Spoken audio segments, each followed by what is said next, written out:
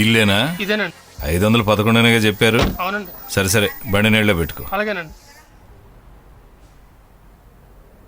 నన్ను వరదరాజులు అంటారు. రారా.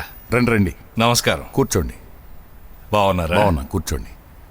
సరోజా, ఇల్లు మారొచ్చేమేమోనని కాస్త కంగారు పడ్డాను. అన్ని క్వార్టర్స్ పైగా ఒకే రకంగా ఉన్నాయి కదా, చిన్న కన్ఫ్యూషన్. మిడిల్ క్లాస్ కదా, అలాగే ఉంటాయి. ఉంటాయి ఉంటాయి. నా భార్య సరోజ. నమస్కారం అండి. వీళ్ళిద్దరూ మా అమ్మాయిలు. తెలుసు, మా ఇంటికి వచ్చారు, పాట కూడా పాడారు. అలాగా? ఆ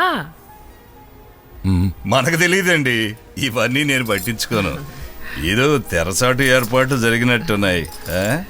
ఇదే వెళ్ళి చూడాలని ఒకటే నసపెట్టింది, అందుకే వచ్చాను.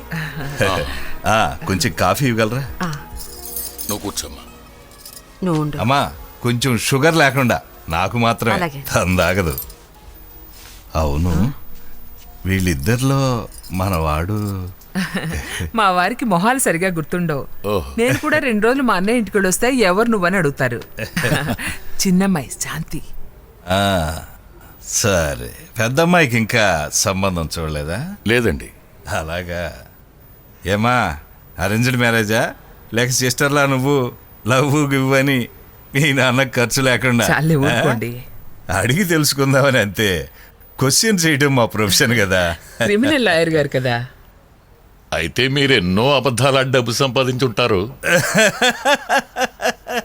జోక్ చేశారు. ఇది థ్యాంక్ యూ.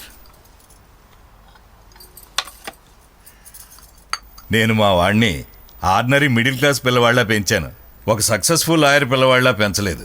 నేను మా అమ్మాయిల్ని మహారాణుల్లో పెంచి పెద్ద చేశాను, అంత స్థితి లేకపోయినా.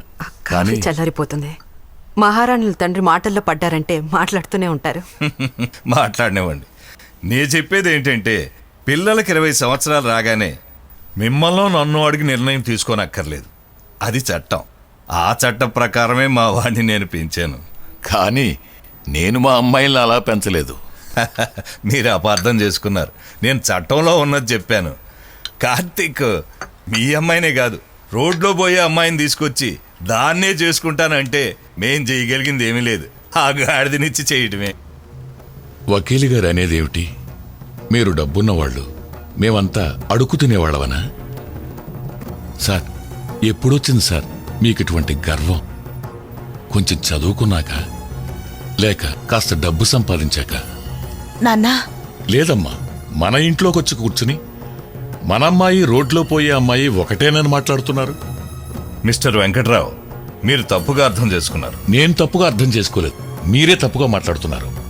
నేనొచ్చింది మీ అమ్మాయి గురించి మా అబ్బాయి గురించి మాట్లాడటానికి. మన ఇన్ఫీరియారిటీ కాంప్లెక్స్ లేక సుపీరియారిటీ కాంప్లెక్స్ గురించి మాట్లాడటానికి రాలేదు. మా వాడు పెద్ద కంప్యూటర్ ఇంజనీర్ అయి గొప్పవాడు అవుతాడు అనుకున్నాను. ఇలా ప్రేమ వ్యవహారంలో పడతాడని కల్లో కూడా అనుకోలేదు. మీ అబ్బాయిని ఎవరు వలేసి పట్టుకోలేదు. Shanti, sir, let us forget this. కాసేపు మనం ఇవన్నీ వదిలేద్దాం.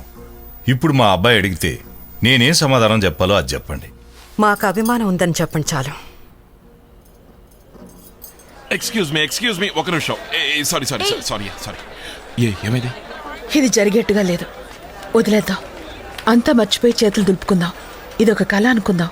గుడ్ బై చెప్పుకుందాం. ప్రపంచమేం ఆగిపోదుగా. మా నాన్న ఎవరైనా తప్పుగా మాట్లాడారా? సవ్యంగా లేదు.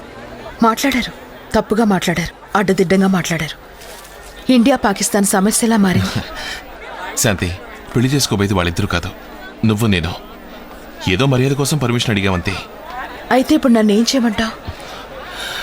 మన ఇష్టాన్ని వాళ్ళు గౌరవించినప్పుడు వాళ్ళని వదిలేద్దాం. అది నా వల్ల కాదు. ఎందుకు కాదు? కన్న వాళ్ళని, తోబుట్టుని, ఇల్లు వాకిలి అని నేను వదులుకోలేను. అంటే హాయ్ శాంతి. హాయ్. ఈ ప్రేమ నీకంత ముఖ్యం కాదంటావా? నీకు నేను ఎన్నాళ్ళుగా తెలుసు? 20 వారాలుగా. నాకు మా అమ్మ నాన్న 20 సంవత్సరాలుగా ప్రాణం. నీకోసం నేను వాళ్ళు వదులుకోలేను. నీకోసం నేను దేనైనా వదులుకుంటాను.